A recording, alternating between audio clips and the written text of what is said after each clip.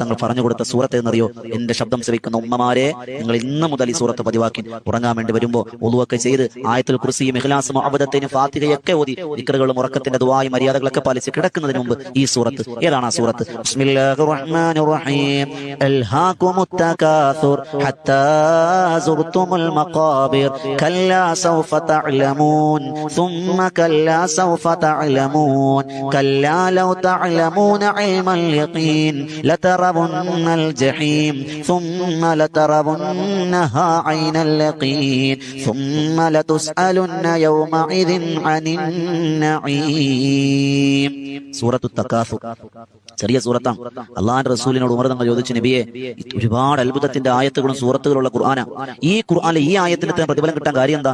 അള്ളാഹുവിന്റെ റസൂൽ സല്ലല്ലാഹു അലൈഹി വസല്ലം തങ്ങൾ മറുപടിയായി പറഞ്ഞതായി മഹാരഥന്മാർ രേഖപ്പെടുത്തുന്നു. തഫ്സീറുകളിൽ കാണാം, ആ സൂറത്തിന്റെ അവസാനം ഒരു ആയത്തുണ്ട്,